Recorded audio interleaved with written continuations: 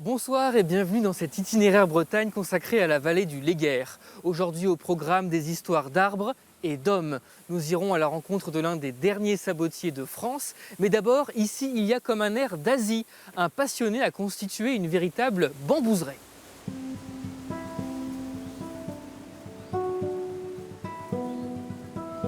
Leurs cimes caressent le ciel. Leur feuillage ondule au vent. Plus de 130 variétés de bambous, cultivées patiemment sur près d'1 hectare par un seul homme. Pierre a planté ce spécimen de 5 mètres de haut il y a une dizaine d'années, mais il vient de trouver un acheteur.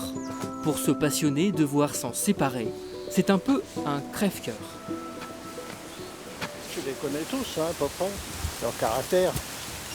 Il y en a qui aiment le terrain lourd, le terrain argileux, d'autres qui préfèrent le terrain sec. Donc il faut analyser tout ça quoi, avant de conseiller un client. Quoi. Pierre a semé ses premiers bambous sur ce terrain il y a plus de 20 ans. Une passion dévorante que ce fonctionnaire à la retraite aime partager avec sa famille. Dans cette serre, son refuge, il tente de transmettre le flambeau à ses petites filles.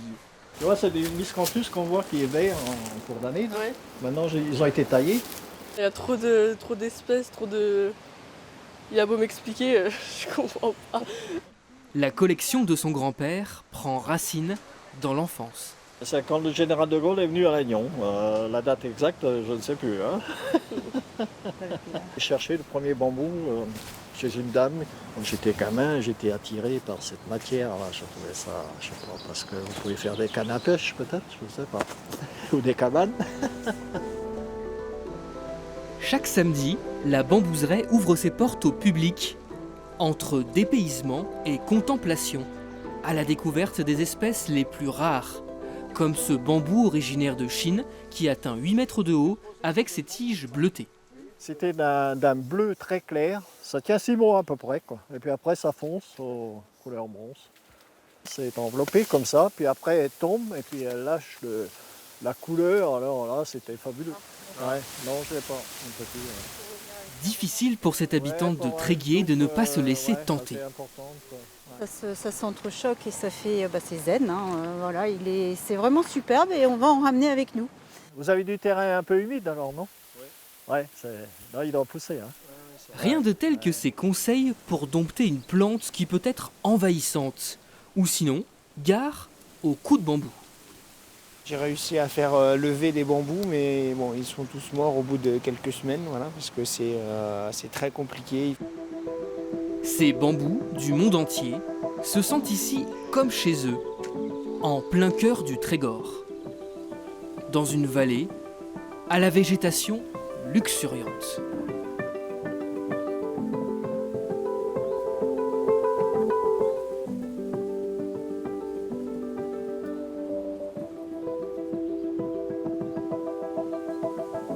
Le bois de hêtre de la forêt de Quatanose, Bernard l'utilise dans sa boutique pour fabriquer des sabots. Une tradition qu'on se transmet de père en fils depuis le XVIIe siècle.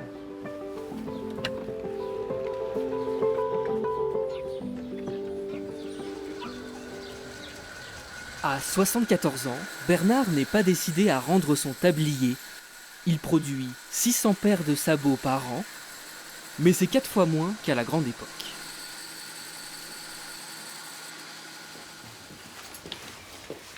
Bonjour Bernard. Ah, bonjour. Aujourd'hui, vous êtes l'un des derniers sabotiers bretons, mais ça n'a pas toujours été le cas. Il y a eu beaucoup de sabotiers à une époque. Ah bah oui, ça c'était la plus grosse corporation pratiquement qui existait autrefois. On était à peu près 3500 dans les Côtes d'Armor, entre les deux guerres. C'était la plus grosse corporation. Tout le monde marchait en sabots à l'époque. Et puis les gros consommateurs de sabots, c'était les enfants surtout. Parce que quand ils rentraient de l'école, ils jouaient au foot avec des cailloux, puis ça cassait le matériel, quoi.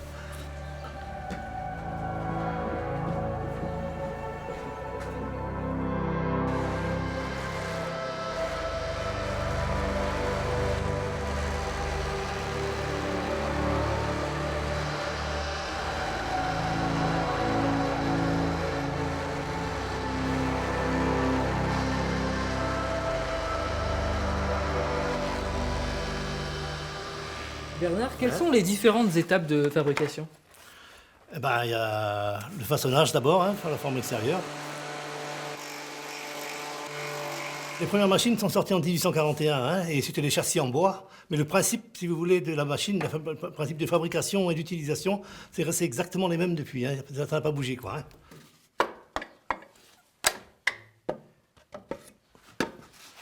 Voilà ce que ça donne. Alors vous les prenez comme ça. Voilà, et vous regardez l'intérieur. Oui, c'est parfaitement... Il y a des bosses partout dedans encore. Mais là, on va raboter tout ça maintenant. Quand Sabotier, il travaillait rarement le lundi, parce que c'était des bons buveurs, paraît-il. Et le lundi, il n'avait pas les yeux en face des trous.